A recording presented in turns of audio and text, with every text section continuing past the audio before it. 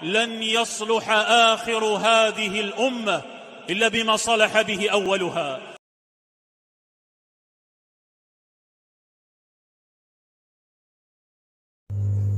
السلام علیکم ورحمۃ اللہ وبرکاتہ۔ وعلیکم السلام ورحمۃ اللہ جی میرا سوال ہے کہ لوگ کہتے ہیں کہ بنو امیہ کے خاندان بنو امیہ نے حضرت حسین رضی اللہ عنہ اور اہل بیت پر بہت ظلم ڈھائے، تو کیا یہ بات درست ہے؟ تو اس کی وضاحت کرتے ہیں ذرا، بڑی مہربانی۔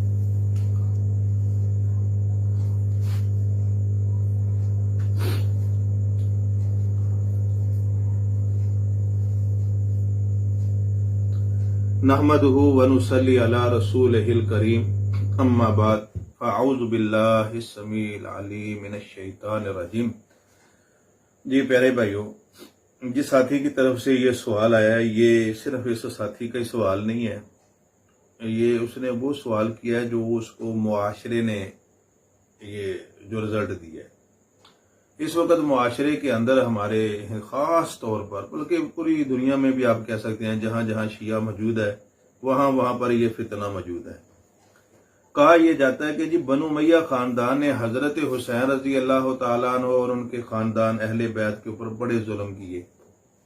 میرے پیارے بھائیو، مکمل طور پر یہ جھوٹ ہے، مکمل طور پر۔ آج میں ذرا زیادہ لمبی چوڑی بحث نہیں کرنا چاہتا، میرا مقصد ہے کہ تھوڑے وقت میں آپ تک بات کو پہنچا دوں۔ میں کوئی تمہید بھی نہیں باندھنا چاہتا، کوئی بنیاد بھی نہیں رکھنا چاہتا۔ اگر تو میں بنیاد رکھوں نا تو بڑی لمبی شروع سے بات شروع کرنا پڑے گی۔ فوراً آپ کو بات سمجھانے کے لیے، موازنے کے لیے سیدھا میں آپ کو ایک واقعہ سناتا ہوں۔ اس واقعے کو آپ نے ذرا غور سے سننا ہے۔ آپ نے کبھی یہ بھی سنا ہے کہ حضرت عبداللہ بن زبیر رضی اللہ تعالیٰ عنہ نے اپنی بیعت نہ کرنے والوں کے اوپر کتنے ظلم کیے؟ کبھی سنا ہے؟ نہیں نا؟ کیوں؟ اس وجہ سے کہ ان کے خلاف جو ہیں وہ روافض شیعہ نہیں تھے۔ روافض شیعہ چونکہ بنو امیہ کے خلاف ہیں، اس لیے آپ نے یہ تو سن لیا حضرت حسین کے اوپر بڑے ظلم ہوئے، اہل بیت کے اوپر بڑے ظلم ہوئے، لیکن یہ تو کبھی نہیں نہ سنا ہوگا کہ حضرت عبداللہ بن زبیر رضی اللہ تعالیٰ عنہ نے اپنی بیعت نہ کرنے والوں کے ساتھ کیا سلوک کیا۔ یہ ایک مثال کے طور پر میں آپ کو یہ واقعہ جو سنا رہا ہوں، یہ آپ کے لیے ٹیسٹنگ کیس ہے۔ چیک کریں آپ اپنے معاشرے کے اندر جو ان کا پراپوگنڈا ہے، اس کو چیک کریں۔ مثلا صحیح بخاری کی روایت، کتاب التفسیر کے اندر سورہ توبہ کی تفسیر کرتے ہوئے امام ابن حجر لا تحزن ان اللہ معنا، اس آیت کی تشریح کرتے ہوئے واقعہ لکھتے ہیں، کہتے ہیں کہ جب عبداللہ بن زبیر رضی اللہ تعالی عنہ خلافت کے اوپر متمکن ہوئے، غلبہ انہوں نے حاصل کر لیا، مکے میں بھی، مدینے کے بھی، عراق کے، کوفہ کے، بصرہ کے، مصر کے، اتنی بڑی ریاست جہاں جہاں تک حضرت حسن رضی اللہ تعالیٰ عنہ کی حکومت تھی، حضرت علی کی حکومت تھی، وہ سارے علاقے حضرت عبداللہ بن زبیر کے پاس آ گئے۔ تو اس موقع پر انہوں نے حضرت عبداللہ بن عباس کو بیعت کرنے کے لیے پیغام بھیجا، اور حضرت علی رضی اللہ تعالیٰ عنہ کے ایک بڑے مشہور بیٹے محمد بن حنفیہ، ان کو بھی بیعت کے لیے پیغام بھیجا۔ ان دونوں نے کہہ دیا، دونوں ہی عظیم ہستیاں، دونوں نے پیغام بھیج دیا کہ جاؤ ان سے کہہ دو ہم بنو امیہ کی بیعت کو نہیں توڑیں گے۔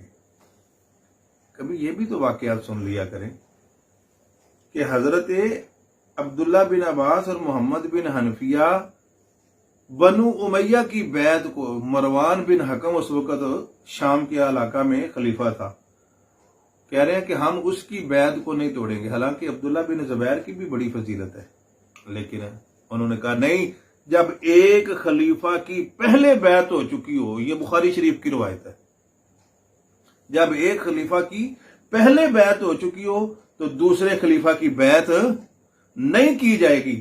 حضرت عبداللہ بن عباس نے اور محمد بن حنفیہ نے یہ پیغام بھیج دیا ان کو، اچھا اب عبداللہ بن زبیر رضی اللہ تعالیٰ عنہ نے کیا جواباً انہوں نے کیا کام کیا کہ ہمارے دل میں جیسے اکثر کہا کرتا ہوں یہ صرف تاریخی روایات بیان کرنے کی حد تک ہے، یہ ان کے جو معاملات جو انہوں نے کیا کام اس وجہ سے ان کے حوالے سے ہمارے دل میں ان کی کوئی احترام میں کوئی کمی نہیں آتی۔ کیوں؟ یہ سیاسی جنگیں تھی، جیسے حضرت ابو بکرہ فرماتے بھی ہیں، بخاری کی روایت ہے، کہتے ہیں کہ یہ عبداللہ بن زبیر اور مروان کی یہ جو جنگیں ہیں نا یہ دنیاوی جنگیں ہیں، دنیا کے لیے لڑتے ہیں۔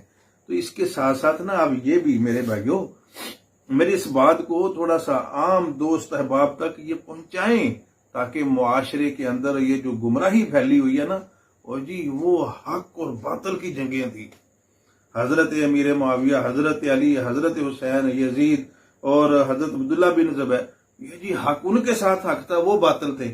نہیں جی نہیں، کوئی کہتا نہیں وہ حق تھا وہ باطل تھے، نہ میرے بھائی، نہ وہ حق کی جنگیں تھیں نہ کوئی باطل کی جنگیں تھیں، وہ سیاسی جنگیں تھیں۔ یہ بخاری شریف کی روایت ہے، حضرت ابو بکرہ فرماتے ہیں کہ عبداللہ بن زبیر اور مروان کی یہ جو جنگیں ہوئی ہیں نا آپس میں کوئی حق باطل نہیں، دنیا کی جنگیں ہیں۔ تو بہرحال اس بات کو ذہن میں رکھتے ہوئے آپ یہ بات سمجھیں کہ عبداللہ بن زبیر رضی اللہ تعالیٰ عنہ کی جب بیعت نہیں کی گئی، کن کی طرف سے؟ عبداللہ بن عباس اور محمد بن حنفیہ کی طرف سے۔ انہوں نے اپنے فوجی بھیجے اور انہوں نے آ کے عبداللہ بن عباس، محمد بن حنفیہ کو گرفتار کر لیا، بند کر دیا، ان کا محاصرہ کر دیا۔ جب ان کو بند کر دیا گیا، ان کا محاصرہ کر دیا گیا، تو پھر حضرت عبداللہ بن عباس نے خط لکھا، کس کو؟ مختار ثقفی کو۔ مختار ثقفی نے ایک لشکر بھیجا حضرت عبداللہ بن عباس کی حمایت کے لیے، اس لشکر نے آ کے حملہ کیا، حضرت عبداللہ بن عباس کو اور محمد بن حنفیہ کو قید سے چھڑایا، پھر اس کے بعد وہ طائف چلے گئے، وہاں پر ہی فوت ہوئے۔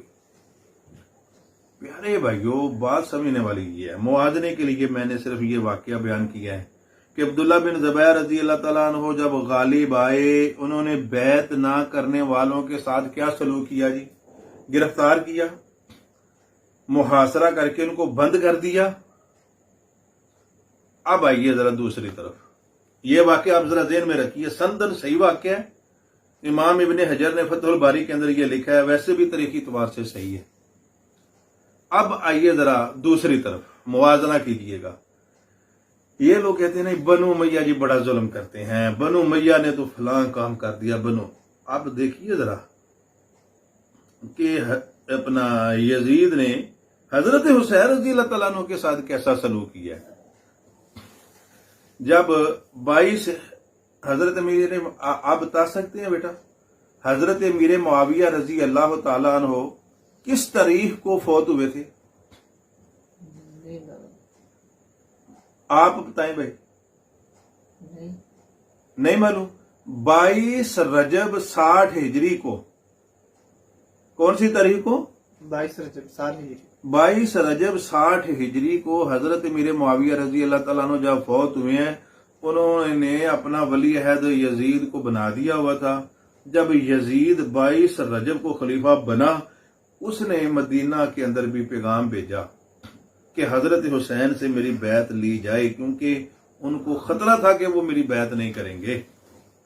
اچھا یہ جو کہا جاتا ہے نا جی وہ ملوکیت بن گئی، باپ کے بعد بیٹا آ گیا، اس وجہ سے وہ بیعت نہیں کی۔ میرا یہ دعویٰ ہے ایسے وہ آدمی جو یہ بات کرتے ہیں نا جی کہ حضرت حسین نے صرف اس وجہ سے بیعت نہیں کی تھی کہ خلافت ملوکیت میں بدل گئی تھی۔ حضرت حسین سے جائیں، ان سے میرا یہ دعویٰ ہے ان تک یہ بات کو پہنچا دیں کہ حضرت حسین سے صرف ایک تاریخی روایت سے ثابت کر دیں، صرف ایک تاریخی روایت سے کہ حضرت حسین نے یہ کہا ہو کہ باپ کے بعد بیٹے کی حکومت آ گئی ہے، میں اس ملوکیت کو نہیں مانتا۔ بالکل نہیں ثابت کر سکتے، قطعاً ثابت نہیں کر سکتے۔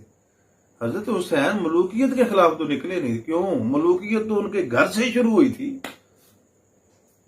حضرت علی رضی اللہ تعالیٰ عنہ کے بعد ان کے بھائی حضرت حسن، باپ کے بعد بیٹے کی حکومت آئی، 6 ماہ ملوکیت چلتی رہی، اس لیے حضرت حسین کا تو یہ دعویٰ ہی نہیں تھا۔ بہرحال وہ لمبا ایک دوسرا موضوع شروع ہو جائے گا۔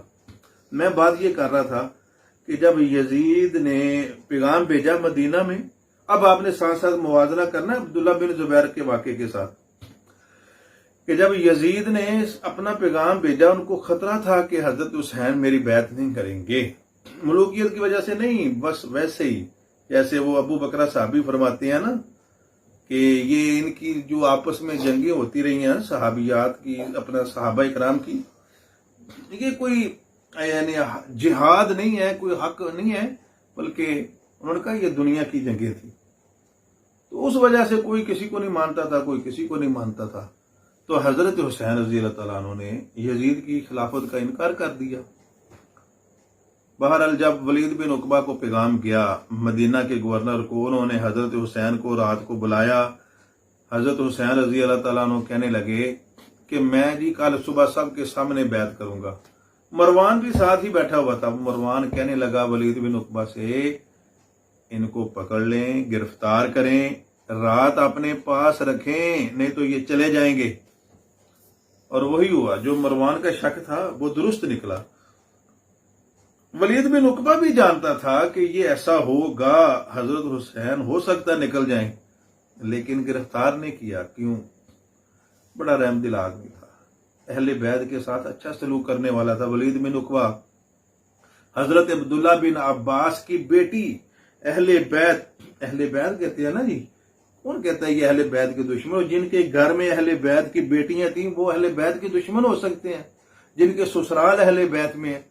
حضرت عبداللہ بن عباس کی بیٹی ولید بن عقبہ کی بیوی ہے، اس نے خود کہا، مروان کہہ رہا ہے پکڑو، وہ کہتا ہے نہیں، جانے دو ان کو، اور جانے دیا گیا۔ کیسے ہو سکتا ہے کہ پوری حکومت ہو، پورا نیٹ ورک موجود ہو، اور ایک آدمی جو ہے وہ ان کی نظر میں وہ سب کے سامنے مدینہ چھوڑ کے مکہ چلا جائے۔ بہرحال حضرت حسین رضی اللہ تعالیٰ عنہ اگلے دن مدینہ کو چھوڑا، مکہ پہنچ گئے۔ اب مکہ جب پہنچے ہیں تو وہاں کا گورنر جو ہے وہ عمر بن سعید ہے، سعید بن عاص۔ یہ وہ گھرانہ ہے جس کو اللہ کے رسول نے اپنے ہاتھ سے سب کو گورنر لگایا۔ عمر بن سعید کا ایک بھائی تھا بان بن سعید، خالد بن سعید، تیسرے یہ عمر بن سعید۔ تینوں کو اللہ کے رسول نے اپنے دور کے اندر مختلف علاقوں میں گورنر لگایا ہوا تھا۔ یہ بھی اعتراض کرتے ہیں جی بنو امیہ جی ظالم تھے، اور نعوذ باللہ اللہ کے رسول نے اپنے ہاتھوں سے ان کو گورنر لگایا، اللہ کے رسول نے ان کو آگے کیا ہے۔ آج میں اور آپ یہ لوگ یہ کس طرح دعویٰ کر سکتے ہیں جی وہ ظالم تھے؟ بہرحال عمر بن سعید کے پاس حضرت حسین نے بیعت نہ کر کے بھی 4 مہینے کا وقت گزارا ہے۔ 22 رجب کو حضرت حسین مدینے سے آئے ہیں مکہ، 22 رجب کو۔ جب کربلا کے لیے آپ مکہ سے نکلے ہیں تو 8 ذوالحج کا ٹائم تھا، 8 ذوالحج۔ اب حساب لگا لیں ذرا کتنے دن بنتے ہیں۔ رجب کے بعد شعبان، رجب 1، شعبان 2، رمضان 3، شوال 4، اور ذی القعدہ 5، ذی الحج 6۔ یہ تقریباً 5 مہینے، کیونکہ ذی الحج کے شروع میں چلے گئے، اس کو شامل نہ کریں۔ 5 مہینے کا عرصہ حضرت حسین نے مکہ میں بیعت نہ کر کے گزارا ہے، یعنی یزید کی بیعت نہیں کی۔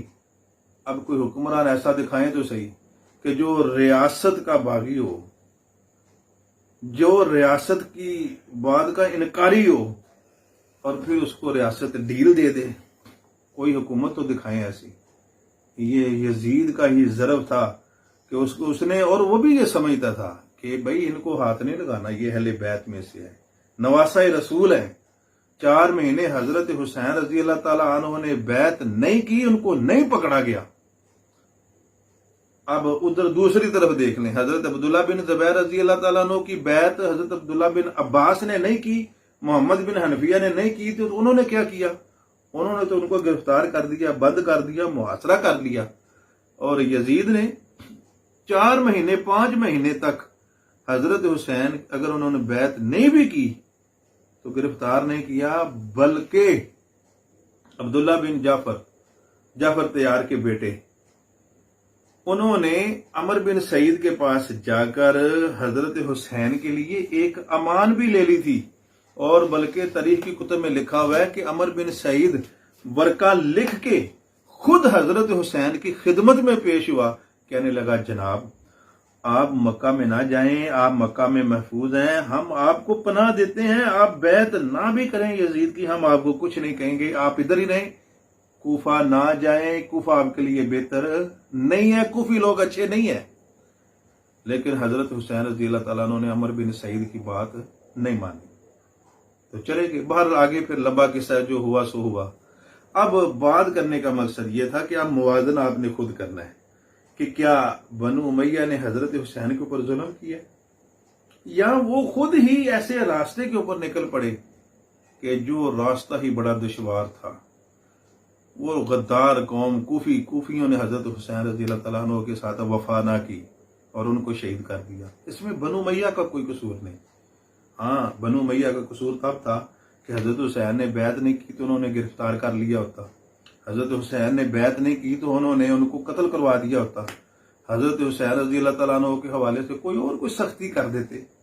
جب بیعت نہیں کی تھی انہوں نے تو بلکہ عمر بن سعید نے امان دے دی۔ تو اللہ تعالیٰ سے دعا ہے، اللہ رب العزت سے، اللہ رب العزت ہمیں صحیح قرآن حدیث اور یہ درست اسلامی تاریخ کے حوالے سے نظریہ رکھنے کی توفیق عطا فرمائے۔ وآخر دعوانا ان الحمدللہ رب العالمین۔